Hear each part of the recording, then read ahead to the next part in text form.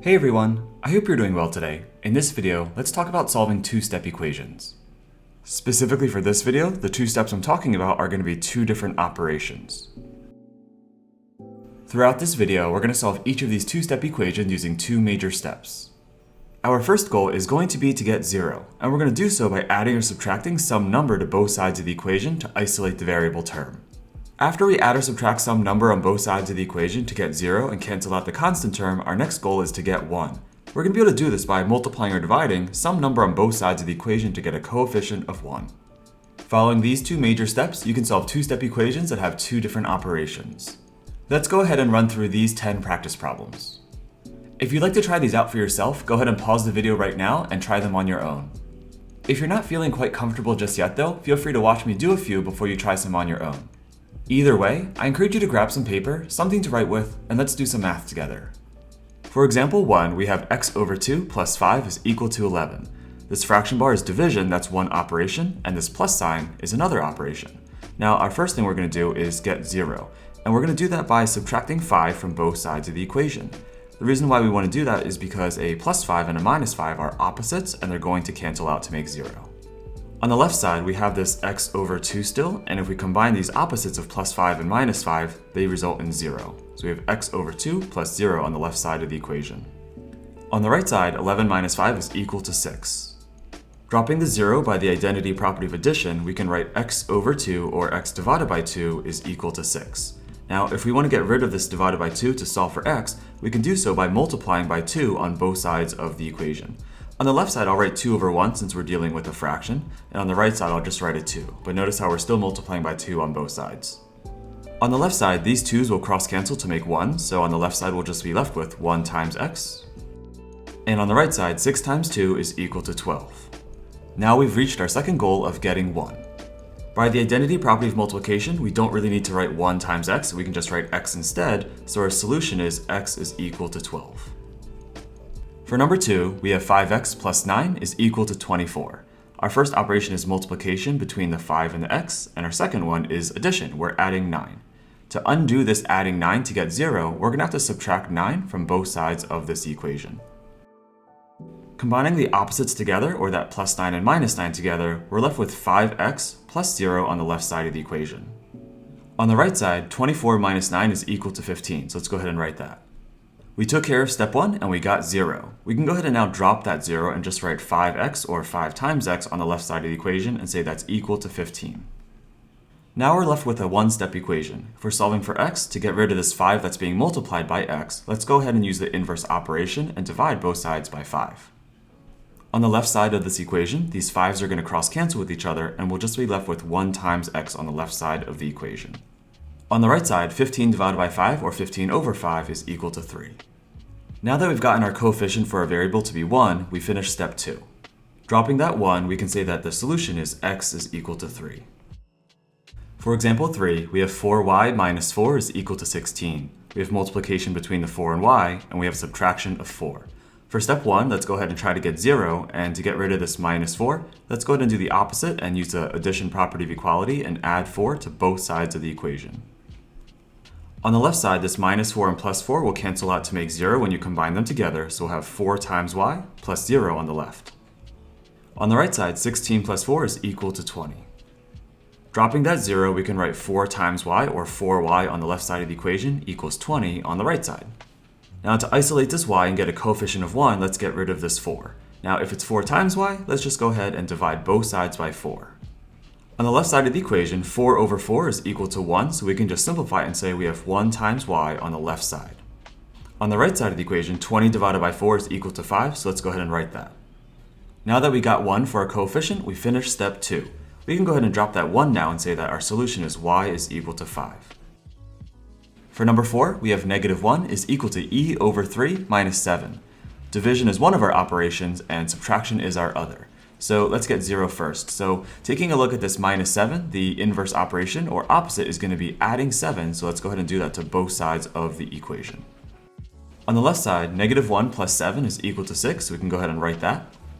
And on the right side, combining a negative 7 and positive 7 together, those are going to cancel out to make 0, so we can write e over 3 plus 0. Using the identity property and dropping that 0, we can write 6 is equal to e over 3, or e divided by 3. To get e to have a coefficient of 1, we have to deal with this divided by 3 by multiplying both sides by 3. On the right, I'm going to write 3 over 1 as a fraction, but on the left, I'm just going to write a normal 3.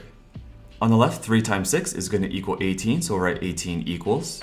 And on the right side, these 3's are going to cross cancel with each other, and we're left with 1, so we can write 1 times e on the right side. Since 1 times e is just equal to e, we can go ahead and drop that 1 and say that 18 is equal to e, and if you want to turn it around, we can say that e is equal to 18. There's our solution. For number 5, we have 2w minus 13 is equal to 3. One of our operations is multiplication here, and one is subtraction. So let's deal with the subtraction one first, as usual. So to get rid of this minus 13, let's go ahead and add 13 to both sides of the equation.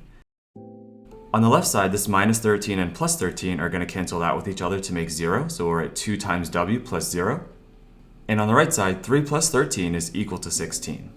Going ahead and dropping that 0, we can just now simplify this down and say that 2w, or 2 times w, is equal to 16. To get rid of this 2 and get a coefficient of 1 for w, let's go ahead and divide both sides by 2 now. On the left side, 2 over 2 is just equal to 1 over 1, or just 1, so we can write 1 times w on the left side of the equation. On the right side, 16 divided by 2 is equal to 8. Now that we got our coefficient to be 1, we finish step 2. We can simplify this now and say that the value of w is equal to 8. There's our solution. For number 6, we have 17 is equal to f over 5 plus 23.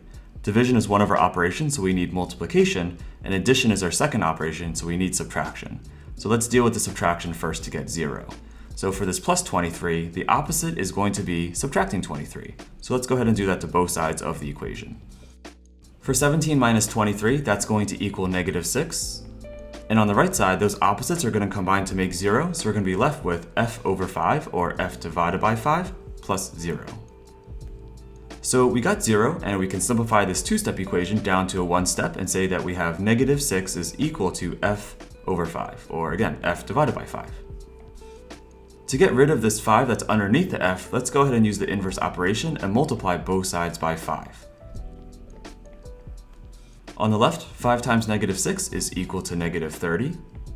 And on the right, these 5's are going to cross cancel with each other to make 1, so we can write 1 times f on the right side.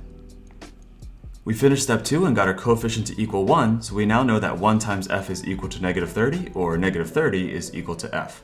Turning this around, we can say the value of f is equal to negative 30. There's our solution. For number 7, we have 10 is equal to 2/7 n plus 4. So we have multiplication between the 2/7 and n, and we have this addition sign between the n and the 4. So let's deal with getting 0 first by looking at this plus 4, and to get rid of this plus 4, let's subtract 4 on both sides. On the left, 10 minus 4 is equal to 6. And on the right, we still have this 2/7 n, or 2/7 times n, and this plus 4 and minus 4 just combine to make 0. Step 1 complete. Now let's go ahead and just write that 6 is equal to 2/7 times n. So right now the coefficient for n is 2/7, and we want it to be just a 1. So how do we get rid of this 2/7? The inverse of multiplying n by 2/7 is going ahead and dividing it by 2/7, so let's go ahead and do that to both sides of the equation. Let's take the 6 and divide that by 2/7 now. So 6 is 6 over 1, and we're going to divide that by 2/7.